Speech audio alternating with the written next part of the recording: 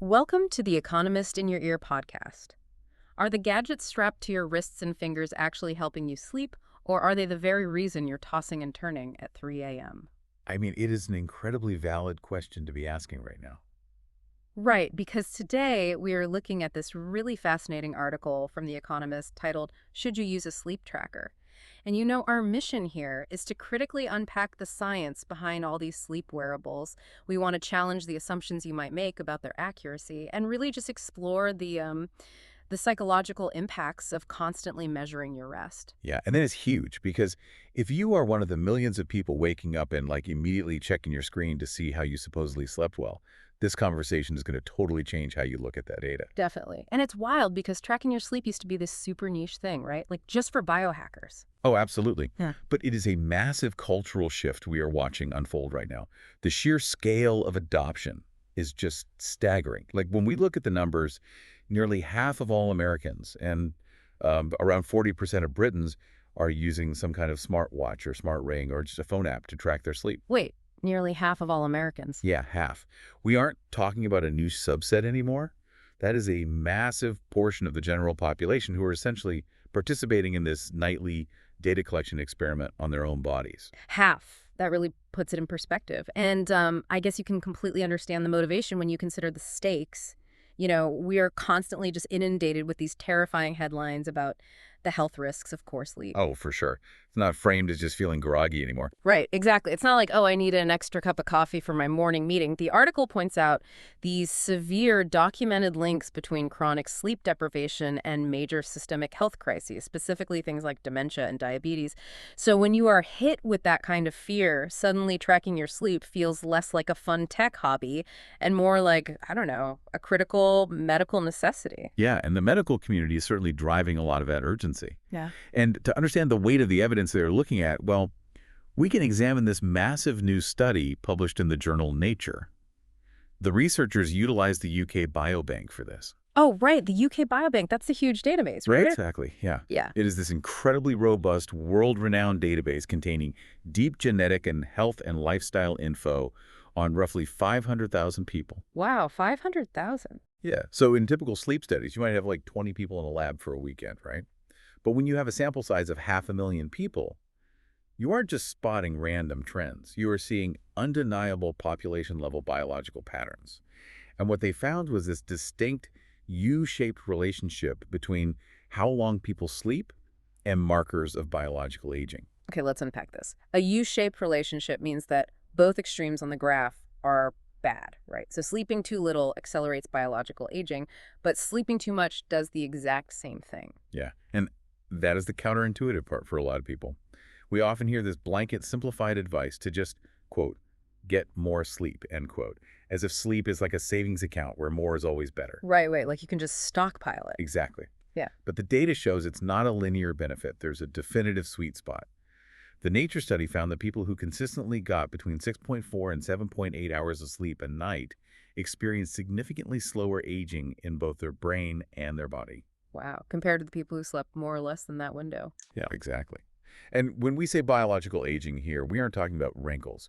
We are talking about cellular decay, cognitive decline, and cardiovascular stress. The people outside that 6.4 to 7.8 hour window were biologically older than their chronological age. I mean, 6.4 to 7.8 hours, that is such an aggressively specific window, but I have to push back a little here.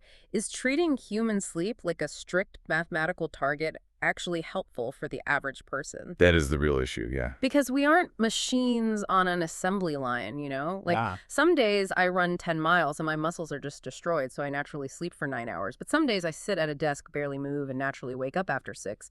Framing it as this rigid decimal point biological target that you must hit to prevent your brain from decaying, that just feels incredibly stressful. If we connect this to the bigger picture, that stress, that desire for control is exactly where the wearable tech industry has found its goldmine. Oh, yeah, I can see that. Right.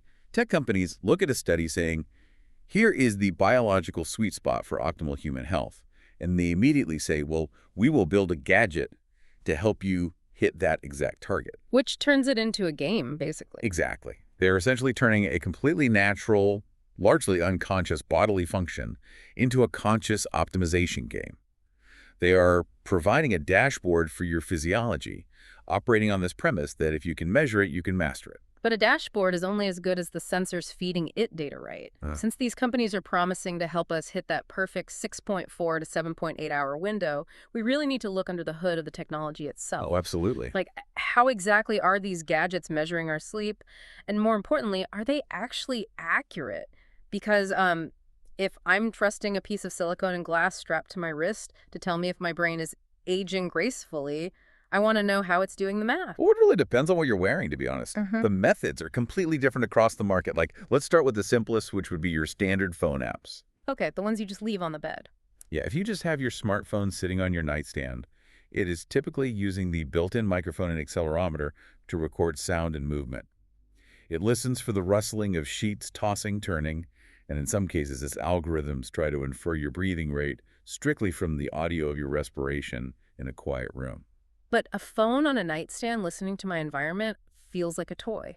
Like if a truck drives by or my dog barks or my partner rolls over, I have to assume the app is just hopelessly confused. Oh, it totally gets thrown off, yeah. Right, so I'm assuming the smartwatch strapped tight to my wrist is doing actual medical grade work then. Well, smartwatches are definitely doing something much more sophisticated. They utilize a technology called photoplethysmography. Say that again? Photo what? Photoplethysmography. It's a daunting word, but the core mechanism is actually fascinating. The watch shines a very low-intensity light, usually green, directly into your skin, and then a sensor detects how much of that light reflects back. Wait, so it's literally looking into my skin? Yeah, because your blood absorbs light differently depending on the volume pulsing through your veins with each heartbeat, right? So the watch can continuously measure that tiny fluctuation in blood flow. And from that pulsing rhythm, the algorithms estimate your heart rate variability, and your breathing rates. That is wild. It is. And if you upgrade to something like a smart ring, those often add skin temperature sensors into the mix, which helps detect the slight drop in body temperature that usually accompanies sleep onset. Wait, so the green flashing light on the back of my watch is literally looking through my skin to see my veins pulsing and then doing complex math on that pulse to guess my breathing. That is exactly what it's doing. It sounds incredibly high-tech, but how does that compare to the actual medical standard? Like, if I go to a doctor because I have severe sleep apnea or chronic insomnia, they aren't just handing me an Apple Watch, right? No, not at all, no. In clinical medicine, the undisputed gold standard for measuring sleep is called polysomnography. This is what happens when you go to a dedicated sleep lab. Okay, so what do they do there? Well, they attach electrodes directly to your scalp to record your exact brainwave activity, an EEG. They put sensors near your eyes to track rapid eye movements. They place sensors on your chin to measure the total relaxation of your muscle tone and an EKG on your chest for electrical heart rate. Oh, wow. So you are totally wired up. Exactly. It is directly measuring the primary neurological and physiological signals of sleep. Your watch, or ring on the other hand, is making highly educated guesses based on secondary downstream signals on the surface of your wrist. Right. So my watch isn't reading my brainwaves. It's guessing what my brain is doing based on how much light bounces off the blood in my wrist. That seems like a massive leap. It is a huge leap. So how accurate are those guesses when we actually test them against the medical beer? Well, a 2024 paper published in the specialist journal Sensors actually put this to the test. They validated 3 popular wearable trackers directly against that gold standard polysomnography. And the good news is that for simply distinguishing whether you are asleep or awake, the trackers are excellent. Okay, well, that's a relief. Yeah, they agreed with the clinical polysomnography about 95% of the time across the night. Okay, I mean, 95% is an A. I would trust that. If my watch says I was asleep, I was probably asleep. Yeah. But anyone who has looked at a sleep app knows it doesn't just give you an on and off switch. It claims to know exactly what kind of sleep you were getting. And that is exactly where the accuracy drops significantly. Because a truly restorative night requires cycling through very distinct sleep stages. Right, like REM sleep and deep sleep. Exactly. You have rapid eye movement, or REM sleep, which is highly active brain activity where we dream and process emotional memories. And then you have several stages of non-REM sleep dropping down into deep, physically restorative, slow-wave sleep. When it comes to identifying which specific stage of sleep you are in, the wearables only agree with the clinical lab about 50 to 80% of the time. Here's where it gets really interesting, because the user experience design of these apps completely masks that uncertainty. Like when you wake up and look at your phone, you get this bright, beautiful, intricately sliced pie chart. Oh yeah, the graphics are amazing. Right. It tells you with utter confidence that you spent exactly 42 minutes in REM and 1 hour and 15 minutes in deep sleep. And then it boils all of that down into a definitive sleep score, say an 82 out of 100 displayed in bright green. It feels like hard, indisputable science. But you're telling me the underlying data for those stages is basically a coin flip to an 80% guess? Basically, yeah. I mean, your watch is looking at your wrist, but sleep stages happen in your brain. Trying to guess if you are in REM sleep by measuring your pulse is like trying to guess what movie is playing in a theater by listening to the muffled bass in the parking lot. Oh my gosh, that is such a good way to put it. Harvard Medical School sleep scientist Rebecca Robbins, who's actually involved in one of these validation studies, puts it perfectly. She grades that 50 to 80% accuracy for sleep stage classification as a C+ to a B+. It is definitely not great. A C+. Yeah. And your point about the UX design is crucial.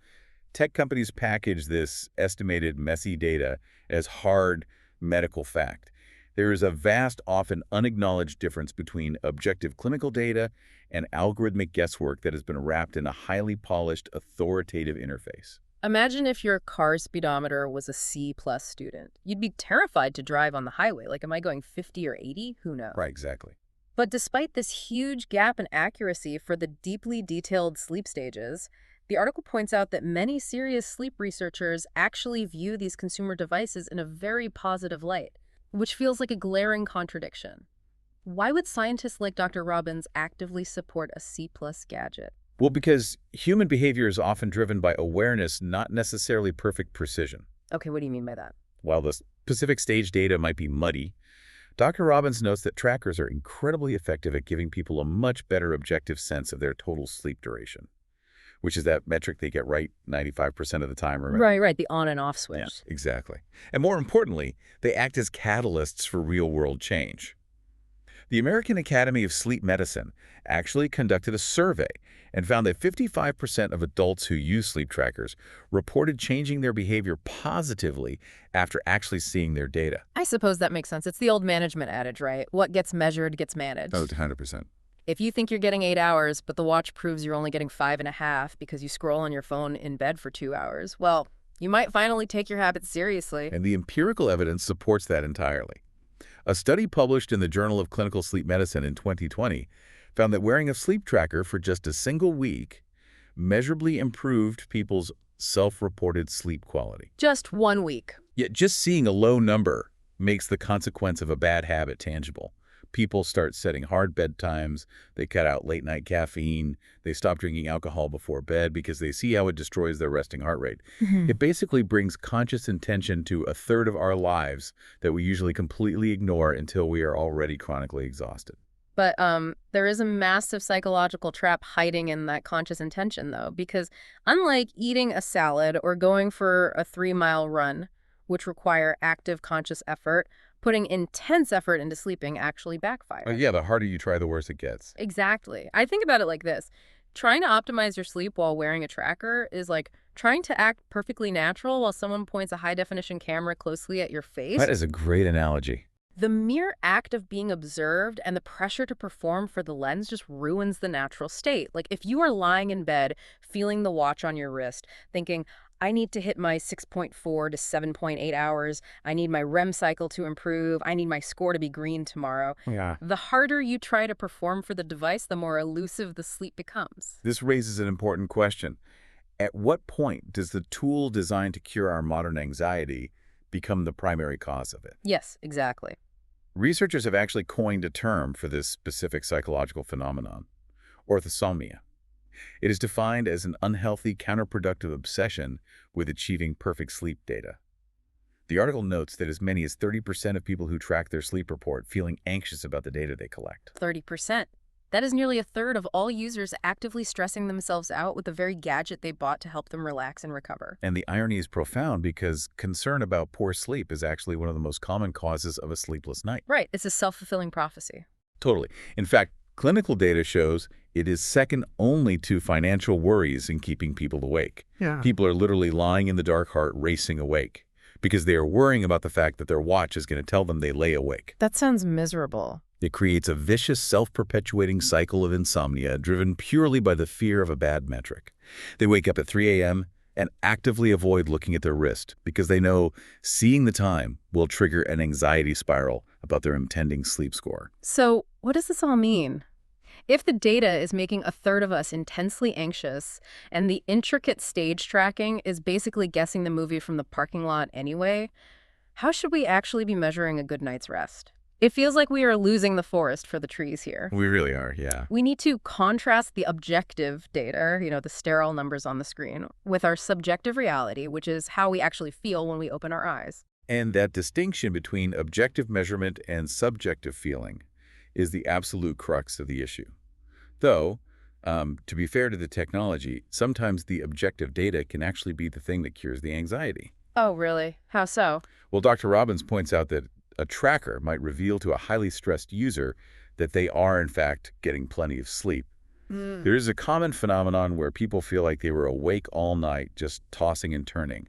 But the objective data proves they actually got 7 solid hours. Oh, wow. So your brain just lies to you. Essentially, yeah. The brain's perception of time in the dark can be wildly distorted. So in those specific cases, even C-plus data is good enough to provide massive psychological relief. It's an interesting paradox, though. We have cultivated this modern tech culture mindset where we believe that if an event isn't tracked, logged, and scored, it didn't really happen. If it's not on the app, it didn't count. Exactly. We are taking the aggressive productivity metrics we use in the workplace, dashboards, KPIs, optimization scores, and applying them to a biological rest state. It just feels like an inherent contradiction. Like, if I don't have a data point proving I slept well, do I even know if I slept well? What's fascinating here is that the ultimate alternative to all this tracking is remarkably low-tech, and it completely bypasses that tech culture mindset. Okay, what is it? Well, the article concludes with the simplest, most intuitive metric of all. Just ask yourself if you wake up feeling rested. That's it. That's it.